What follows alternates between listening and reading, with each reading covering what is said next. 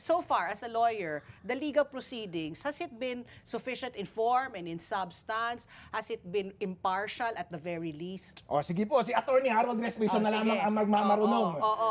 Ang teorya po ni auditor, CPA lawyer na si Attorney Wamil ay ganito po. Kasi meron pong provision doon sa circular ng COA na nagsasabi na kapag ikaw ay accountable officer Oo. at upon demand sinabi na mag-liquidate ka at hindi ka nag-liquidate, prima facie Yeah. na ikaw ang Na ikaw. nagnakaw. Ayun po ang tanong. Una, prima facie. Ano pong ibig sabihin ng prima facie? Presumption lamang. Ano ba ang proof na required para ma-impeach? Sabi ni Senator Defensor Santiago noon, less than proof beyond reasonable doubt, pero more than substantial evidence. Oo. Pero nasaan po yung presumptive or yung prima facie? Less Wala than pa. substantial. Less than. Therefore, sufficient ba yung presumption na yon para ma-impeach si VP Sara Duterte? Hindi po. Secondly, accountable officer ba si VP Sara Duterte? Oo.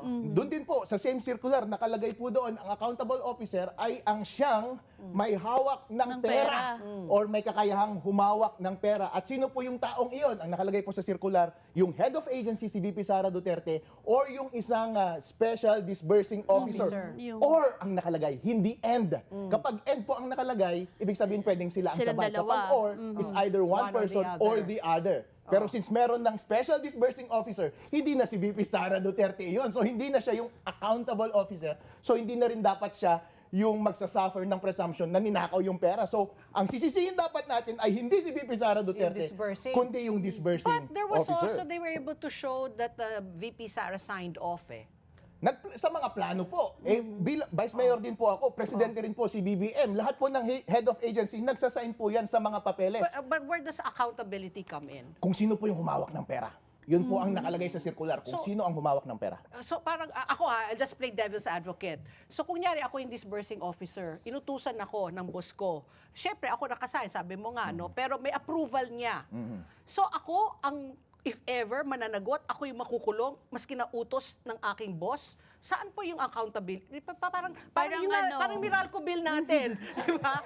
Yung mga mamabata, sinano nila na hindi naman tayo kinonsulta. Tapos Kumbaga, atin pala ipapasa. hindi pala ipapasa. So, where does it come in? In terms of liability and accountability, where do you draw the line? Kapag ako po yung head of agency at inutos ko sa'yo, hoy, Oo. mangupit ka dyan. Oo. Tapos kumupit ka nga, tapos binigay mo sa akin yung pera. Ako may kasalanan, at ikaw. Oo. Kaso nga lang, ikaw lang may hawak ng pera. Pumirma ako ng mga plano, pumirma ako ng approval, pero ikaw lang ang kumupit. Ikaw lang ang may kasalanan. Yun po ang sinasabi ng batas. Since ikaw lang ang humawak ng pera, ikaw lang ang accountable officer. Pero meron din pong separate provision yung PD 1445. At nakalagay doon na kapag head of agency ako at ikaw yung accountable officer, Yeah. meron akong responsibility to Responsibility. exercise due diligence ng katulad ng isang father of a family para i-supervise po kita.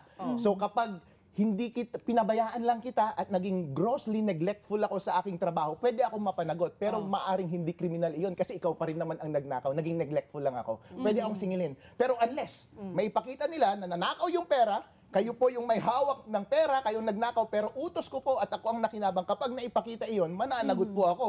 Kaso nga lang po dito sa impeachment trial, hindi nila naipakita yung connection kay VP Sara Duterte. Puro pirma lamang ng approval, pirma ng plano. Oh. Pero if That's not ever- enough. The Hi- approval, hindi- the signature that you approved it, it's not enough. Hindi po, kasi si Office of the President, BBM, Oo. meron pong notice of disallowance din. Kalahating bilyon po ang naka-appeal po sa korte ngayon. Siya rin po ang nakapirma sa mga plano. So, ibig sabihin po ba kapag nagnakaw yung driver niya, siya rin po dapat ang makulong?